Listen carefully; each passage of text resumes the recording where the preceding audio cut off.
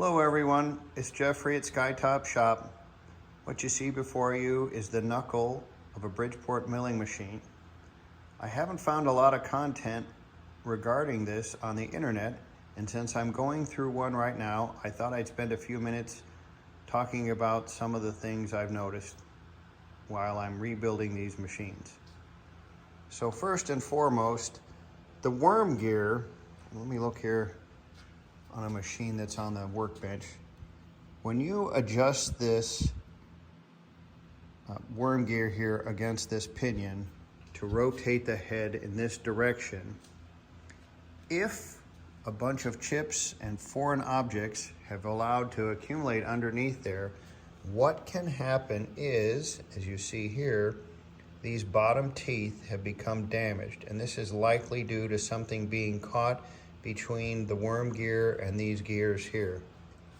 And as proof of that, I'll show you the ram that this came off of. Now I've cleaned the ways up already, but the worm gear has not been cleaned, and you can just see the amount of crap that's in there.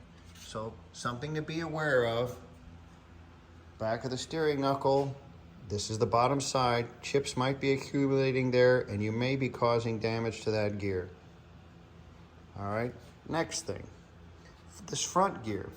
This front gear is what the adjuster, again, I'll show you on this head that's upright. When you turn this adjuster here, after loosening these 4 bolts on the front of the head, this is what allows you to rotate the head in this direction. If these 2 socket head cap screws are loose, missing, broken, or if your machine has this roll pin installed, if that is not all in perfect order, the head could violently rotate in either direction, causing serious injury to you or damage to the machine. And I have at least one friend on this forum who has had this exact same thing happen to him. So, if you're doing knuckle maintenance, this is something you really want to check on. The condition of these 2 socket head cap screws, and if your machine is equipped, make sure this roll pin is in there. I think my friend on the forum that had the issue, I think even drilled and tapped for a 3rd socket head cap screw. So again, something to be aware of.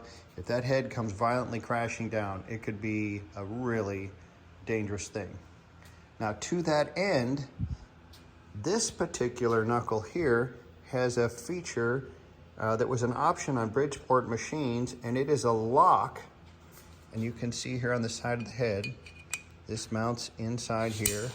And this pin, when it is fully engaged all the way in, prevents the 4 mounting bolts that mount the head from rotating. And this lock, when it's all the way in, would prevent that accidental rotation that I'm talking about.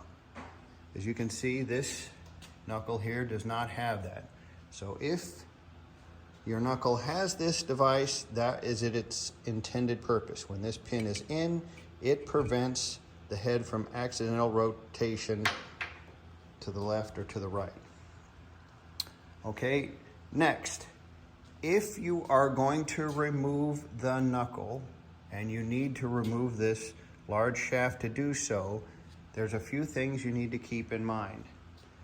The shaft on the right side has a pin, and that pin mates with a hole in the ram. I'll show you here on this crusty ram. You can see the hole just there. Having said that, when you go to dislodge this pin, and I'm sure that you're going to use a soft blow rubber or brass mallet, do not try to rotate this pin. You will break this roll pin off. Now, to get the pin out, you need to remove this collar. To remove this collar, you need a spanner wrench, or you could take 2 5/32 drill bits, put them in there, and then use a pry bar to loosen that and take that collar off. But prior to doing that, inside that collar, let me see if I can get this to focus for you. Inside that collar is a very special set screw, because this set screw goes right into the threads of the mounting shaft. And because of that, Bridgeport mounted a very small brass disc on top of the set screw. So when you go to take this collar off, don't forget to loosen the set screw, and when you do, be very careful not to lose that very small brass disc on top of it. So when the set screw is loosened, you can then take your two 5/32 drill bits or proper spanner wrench or whatever, rotate this collar off. Once you have this collar rotated off, you can then push this pin out, being careful not to rotate it and breaking this roll pin here. So I think that's enough ramblings on the knuckle. Hopefully from this you get an idea of what's involved in the knuckle assembly, some safety concerns, and some cleanliness concerns. Oh, and by the way, here's a prime example of years and years of paint. This paint is almost a 1/16 of an inch thick. It literally just flakes off when I used compressed air to clean this. And as you can see here, what is going on underneath that old paint?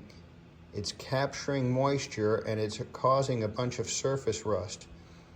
So if your machine has an old, let me see if I can get this to focus, an old crazed finish like this, just be aware that you are likely trapping a bunch of moisture under that old paint, and that moisture is causing rust damage to your machine. All right, it's Jeffrey with Sky Top Shop. Hope you found this useful, and I'll talk to you guys soon.